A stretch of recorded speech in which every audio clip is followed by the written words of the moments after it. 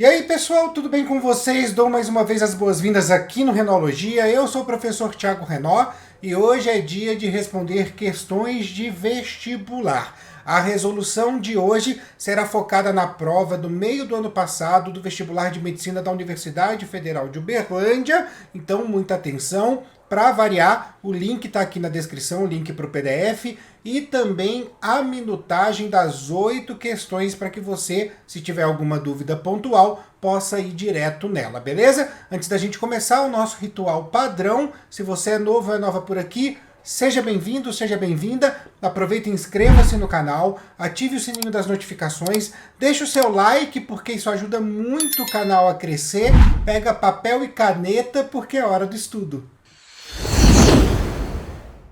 Então vamos lá, vamos para a nossa primeira questão do dia.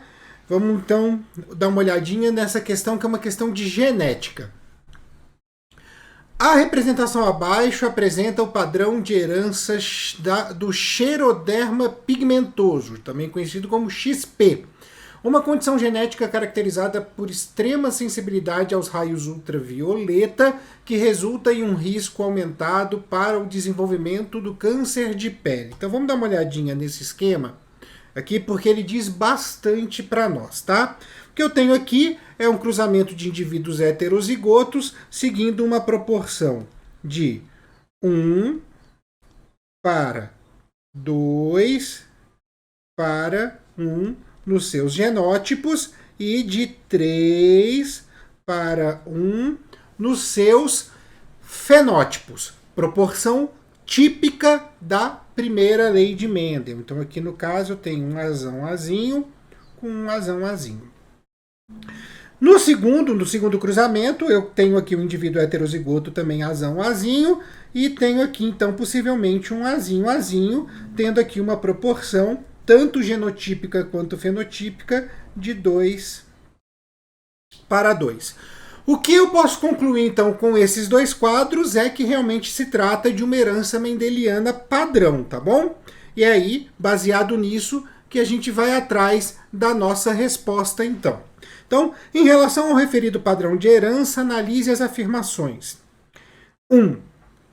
O XP tem a probabilidade de se manifestar em 25% dos descendentes de um casal saudável, heterozigoto, que apresenta um alelo alterado, ou seja, é exatamente dentro da proporção fenotípica, em cruzamento de heterozigoto, 3 não afetados para 1 afetado, 25% está certo.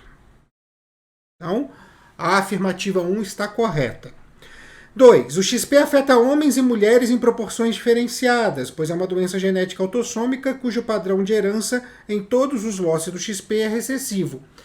Se é uma herança autossômica, ela não tem nada a ver com herança sexual, ela não tem nada a ver com os cromossomos sexuais, então está errado, porque afeta homens e mulheres da mesma maneira, justamente por ser autossômica. 3. É necessária a presença de um alelo alterado no mesmo locus para que a pessoa desenvolva a doença? Não. A gente precisa de 2 alelos alterados, 2 recessivos, não um só, tá? Então está errada, porque é uma herança mendeliana no qual a característica que procuramos é uma característica recessiva. 4. A probabilidade de manifestar a doença é aumentada para 50% se o casal for composto por um indivíduo heterozigoto e um indivíduo afetado pela doença. Nada diferente, deixa eu subir aqui, do que a gente viu nesse cruzamento aqui, né? Um indivíduo heterozigoto e um indivíduo afetado pela doença com 50% de possibilidade da prole ser portadora da doença. Então, está correta para nós a afirmativa 1 e a afirmativa 4. Então, nossa alternativa é a D, beleza? Vamos para a segunda questão, uma questão de citologia muito fácil. Essa primeira foi muito fácil, tá? É herança mendeliana normal, tranquilinha. E agora vamos para a questão 2, que também é uma questão muito fácil de citologia. A doença de Tay-Sachs, DTS, resulta em um defeito na enzima que atua... Opa, defeito na enzima, então já vamos que atua em uma das etapas da digestão intracelular de um gangliosídeo. Olha só, digestão intracelular. Já disse muito pra gente essa questão. Substância normalmente presente nas membranas das células neurais, que precisa ser continuamente reciclada por meio de digestão realizada por uma determinada organela celular. Em análise, mostrando que as células neurais dos doentes estão aumentadas devido ao inchaço da referida organela celular, é correto afirmar que a organela celular afetada é uma A, lisossomo, B, ribossomo, C, centríolo, D, mitocôndria. Gente, quem faz digestão celular? Lisossomo, tá? Não tem nem o que questionar aqui. Não tem nem o que questionar, beleza? Então, alternativa A, lisossomo. Você pode até falar, não, mas é um defeito na enzima, a enzima é uma proteína, de certa forma faz a síntese proteica e tal, quem participa da síntese proteica é o ribossomo, mas nesse caso o problema seria no gene, não no ribossomo. O ribossomo ele está fazendo a síntese proteica de maneira natural, tá? Então o problema aqui no caso é realmente o lisossomo, beleza? Vamos para a questão 3, essa também foi um presente.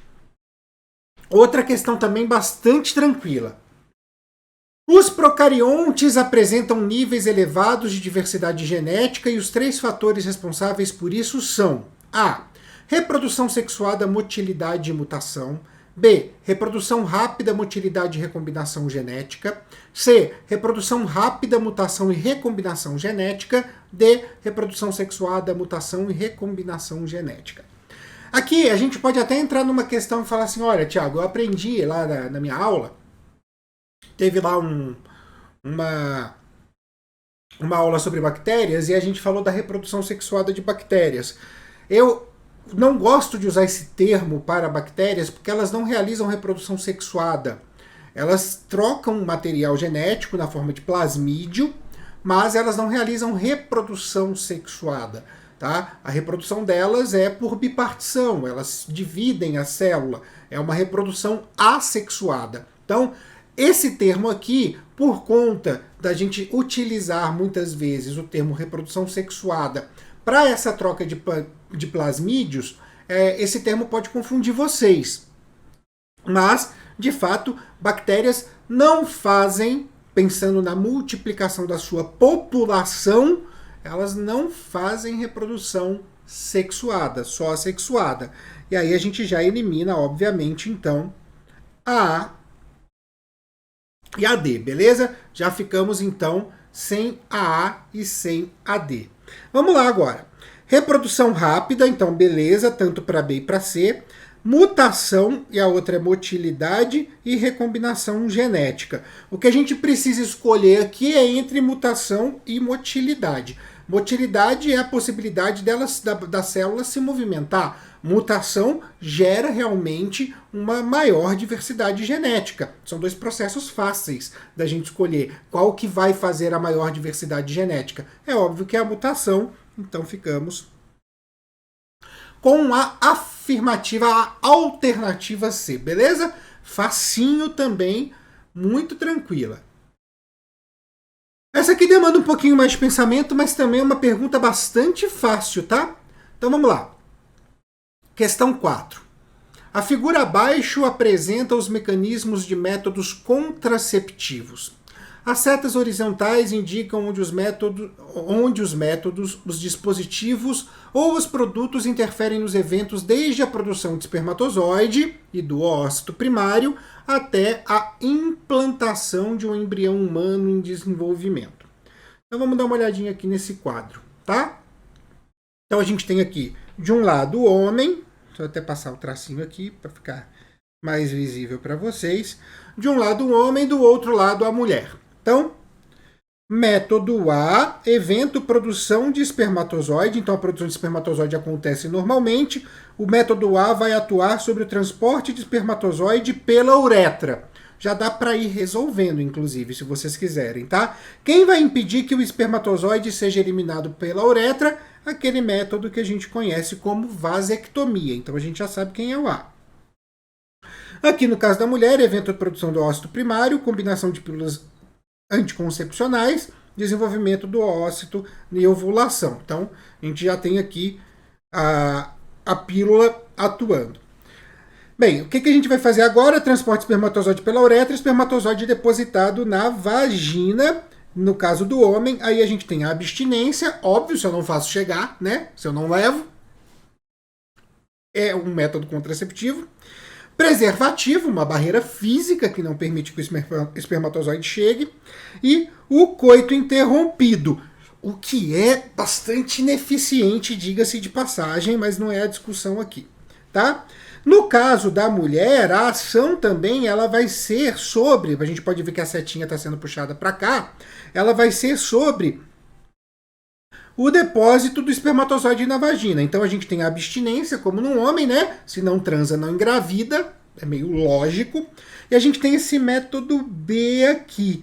Quem seria esse método B para a mulher? O que a mulher usaria para evitar que o espermatozoide seja depositado na vagina? Quem que é o método B? O preservativo feminino, beleza? Muito tranquilo essa. Então, o espermatozoide depositado na vagina, captação do ócito pelo ovoduto. Aí a gente tem aqui métodos que são estritamente femininos, tá? Então, a gente tem o método C, certo? Que é a captação do ovoduto pelo ócito, não, impede o transporte do ócito no oviduto, certo? Impede esse transporte. E a gente tem aqui espermicidas, diafragma, o método do diafragma, que é com o gel espermicida, aquele espermatozoide que foi depositado na vagina, ele vai acabar morrendo e não vai permitir, então, que aquele espermatozoide dê continuidade no processo. Quem vai impedir, no caso aqui, que o ócito seja transportado pelas tubas uterinas? Quem vai fazer isso aqui? Quem é o método C? A laqueadura, tá? Então, já identificamos o A como vasectomia, o B como preservativo feminino e o C como laqueadura. Vamos continuar aqui. Então, a gente tem a movimentação do espermatozoide para o trato reprodutor feminino, o transporte do ócito no oviduto, aí a gente tem então o encontro dos dois, a união do espermatozoide do óvulo, tá? E a implantação do blastocisto no endométrio. Essa ideia aqui da união do espermatozoide do óvulo, quem vai agir é a pílula do dia seguinte. Agora, quem vai impedir a fixação do blastocisto no endométrio? Quem é esse método D aqui? É o dispositivo intrauterino, o DIU. Então, vamos dar uma olhadinha na nossa questão, que possivelmente vai pedir para a gente olhar e ver quem é A, B, C e D. Então, vamos lá. A partir da análise da figura, conclui-se que os métodos indicados pelas letras A, B, C e D são respectivamente. Então, lá no A, a gente viu que era a vasectomia. No B, a gente viu que era o preservativo feminino. No C, a laqueadura. E no D, o DIU. Então, vasectomia, preservativo feminino, laqueadura e DIU. Então, alternativa B, tá? Muito fácil. Se você conhece todo o processo da reprodução, todo o caminho que o espermatozoide faz para fecundação, todo o caminho que o ócito faz para fecundação, você acerta essa com o pé nas costas, tá bom? Questão 5, que também não é difícil, vamos lá. O acúmulo de danos, de erros e de instabilidades genômicas que envolve as moléculas de DNA e as intempéries sofridas por ela, como, por exemplo, a radiação solar ou a poluição do ar, tem sido alvo de interesse de pesquisadores brasileiros. Adoro essa fala, as intempéries sofridas. É chique falar, né? Essas pesquisas mostram que tais acúmulos têm provocado mutação, morte celular, senescência e inflamação, desdobrando-se em diminuição da capacidade de regeneração, em declínio da funcionalidade do organismo, em degeneração exacerbada, em impactos na comunicação celular e perda progressiva da eficiência dos processos fisiológicos e em alterações nas respostas teciduais e celulares. Bastante coisa. De acordo com o exposto, o principal interesse das pesquisadoras e pesquisadores está associado ao processo de investigação denominado a envelhecimento celular, B, recombinação gênica, C, divisão celular meiótica e D, regeneração tecidual. Gente, recombinação gênica e divisão celular meiótica não tem nada a ver aqui, tá? Porque a gente não está falando aqui de um processo evolutivo e muito menos falando de uma produção de gametas, tá? O texto não deixa isso claro pra gente. Então, de cara a gente já pode eliminar a B e a C. Agora a gente vai ficar entre a A e a D. Por que que eu estou falando isso? Porque quando a gente olha esse fragmento aqui do texto, que eu marquei para vocês, a gente tem, ó, mutação, morte celular, senescência e inflamação, desdobrando, sim, diminuição da capacidade de regeneração. Isso tem a ver com a regeneração tecidual, tá? Só que esse é um ponto. A gente fala de uma diminuição fisiológica dessa célula, desse tecido. Ou seja, a atividade desse tecido vai diminuindo. Isso nada mais, nada menos que é o envelhecimento do organismo, o envelhecimento do tecido e, obviamente, tudo isso decorrente do envelhecimento celular. Tá bom? É um processo natural. A gente tem prazo de validade, tá? A medicina, a ciência, ela traz muitas pesquisas para poder manter essa célula mais viva, né? Então, essa replicação, essas instabilidades do DNA, a instabilidade que atinge as nossas células, elas terem um impacto menor nesse envelhecimento. Mas é fato, a célula envelhece, a gente envelhece. Então, por esse motivo, a gente está falando aí do envelhecimento celular, beleza? Outra muito fácil. Questão 6, que também é bem tranquila, viu? Porque essa aqui a gente faz por um processo de eliminação que é bem fácil. A figura abaixo representa curvas de sobrevivência idealizadas. Tipo 1, tipo 2 e tipo 3. O eixo Y é logarítmico e o eixo X está numa escala relativa para as espécies com durações de vida amplamente diversas, que possam ser apresentadas juntas no mesmo gráfico. Então, eu tenho aqui o gráfico, certo? Então, o número de sobreviventes vem aqui na linha lateral, né? E aqui eu tenho a porcentagem da duração da vida. Sobre essas curvas são feitas as seguintes afirmativas. 1. A curva tipo 1 representa mamíferos de grande porte, incluindo seres humanos, que reproduzem proles pequenas, mas provém de bons cuidados. Então, o que eu percebo aqui na minha curva 1? Que a minha taxa de mortalidade infantil ela é muito pequena. E eu tenho uma sobrevida muito grande, tá? Muito grande. E depois, por uma questão que eu posso até atribuir ao envelhecimento, tem uma queda vertiginosa. E isso é comum de mamíferos de grande porte, sim, tá? Então a gente tem essa aqui como correta. 2. A curva tipo 3, então essa aqui, ó, um declínio muito rápido, está associada a organismos que produzem números muito pequenos de descendentes e proporcionam pouco ou nenhum cuidado, como, por exemplo, muitos peixes e a maioria dos invertebrados marinhos. Gente, peixe bota ovo pra caramba. Peixe se reproduz com bastante prole. Não produz poucos descendentes, não. Produz bastante. A gente tem uma boa quantidade de alevinos sendo produzidos. É claro que a natureza cuida deles, né? Porque assim, eles são muito expostos. Então eles viram alvo fácil. Mas a quantidade de descendentes que um peixe tem geralmente é muito grande, tá? Então, tá errada. A 2 está errada. 3. A curva tipo 2 apresenta uma taxa de mortalidade constante ao longo da vida do organismo, como acontece com invertebrados e com plantas anuais, por exemplo. Tá? De fato, é complicado, porque quando a gente fala aqui dos invertebrados, a gente não tem assim tanta certeza disso, mas das plantas sim, então tem lógica. Vamos deixar stand-by essa aqui, tá? 4. Deixa eu subir aqui para que vocês possam ler.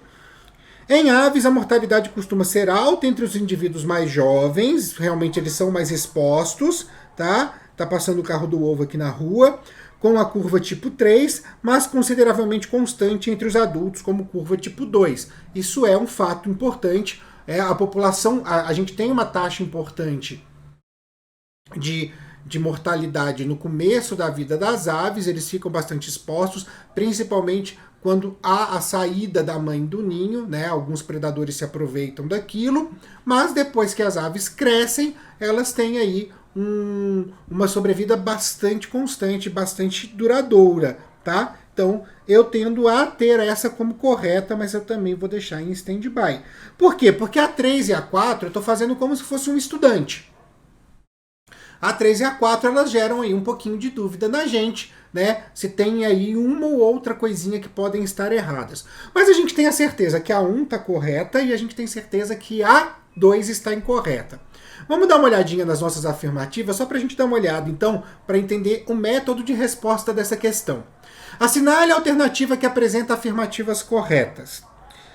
Apenas 3 e 4 não pode ser porque a 1 está correta, a gente já sabe disso. Apenas 1 e 2, a 2 está incorreta, a gente já sabe disso. Apenas 2 e 3, a 2 está incorreta, a gente já sabe disso. O que sobrou para a gente? Apenas 1, 3 e 4. A 1 está correta, a gente estava em dúvida na 3 e na 4, agora a gente sabe que elas estão corretas, tá? Então, essa aqui em questão, ela é bem fácil, mas ela exige método, tá? Ela exige técnica. Vamos então para a questão 7. A questão 7 e a questão 8, eu acho elas um pouco mais complicadas porque elas exigem a mobilização de conhecimentos específicos, bem específicos, tá? Acho que são as duas mais difíceis. A 1 e a 6 para mim foram bem... Da 1 a 6 foram bem tranquilas, mas a 7 e a 8 elas geram aí essa mobilização de conhecimentos mais específicos. Então vamos lá. Sobre o hipotálamo, analise as seguintes afirmativas. 1. Constitui o centro de controle que inclui o termostato do corpo. Exatamente, o hipotálamo ele é importantíssimo para a gente poder fazer a regulação da nossa temperatura, tá? Então, tá correto. 2. Controla a fome e a sede a partir da regulação da glândula hipófise. A sede é só você lembrar, inclusive, do ADH, né? Lembra bastante disso, né? Tá correta aqui essa alternativa. 3. É o centro de aprendizagem da emoção, de memória e de percepção. Não, não é o hipotálamo que faz isso. Quem faz isso aqui, ó, é o hipocampo. Então, a 3 está incorreta. 4. Realiza a coordenação e a verificação de erros durante as funções motoras e perceptivas. Quem vai fazer isso é o córtex, o lobo frontal e também muito o cerebelo. Então também está errado, tá? Então, assinale a alternativa que apresenta as afirmativas corretas. A gente já sabe que são a 1 e a 2. Então, alternativa B, 1 e 2. Beleza? Vamos lá então agora para a questão 8. E aqui, deixa eu me ajeitar. Aqui realmente a gente tem uma questão que exige muito conhecimento específico e é uma questão sobre fisiologia vegetal. Então vamos dar uma olhadinha nela aqui. O quadro abaixo apresenta alguns hormônios vegetais e algumas funções desempenhadas por esses hormônios. Relacione a coluna da direita com a da esquerda no que se refere aos hormônios vegetais e suas funções. Então vamos lá. 1. Auxina. 2. Citocinas. 3. Giberelinas. 4. Ácido abscíssico. E 5. Etileno. Então, a função. A. Estimular o alongamento do caule, o desenvolvimento do pólen, o crescimento do tubo polínico, o crescimento do fruto e o desenvolvimento da germinação. Quem vai fazer isso aqui, tá? Quem vai fazer isso aqui são as gilberelinas. Então, eu tenho 3A. B. Promover o amadurecimento. Vamos lá. Promover o amadurecimento de muitos tipos de frutos. Aumentar a taxa de senescência promover a formação da raiz e de pelos da raiz. Quem vai fazer isso aqui para mim é o etileno. Então, o etileno é o 5. Então, o 5 é B. E o carro do ovo está na rua. Vamos lá. Para C, tá? Vamos lá. Promover a formação de raízes laterais e adventícias, regular o desenvolvimento dos frutos, atuar no fototropismo e no gravitropismo. Quem vai fazer isso para mim é a alcina. Então, Opa, errei tudo aqui. Errei a ferramenta. Agora vai, tá? Então a C é a 1, tá bom? D. Inibir o crescimento, promover a dormência da semente, inibir a germinação precoce, promover a senescência foliar e promover a tolerância à dessecação. Quem vai fazer isso para mim agora é o ABA, o ácido abscísico, tá? Então, 4. Né? A D. Obviamente, né? Sobrou aqui, né, a 2 para E, né? Não tem jeito. Então, regular a divisão celular em caules e raízes, estimular a germinação de sementes, retardar a senescência foliar.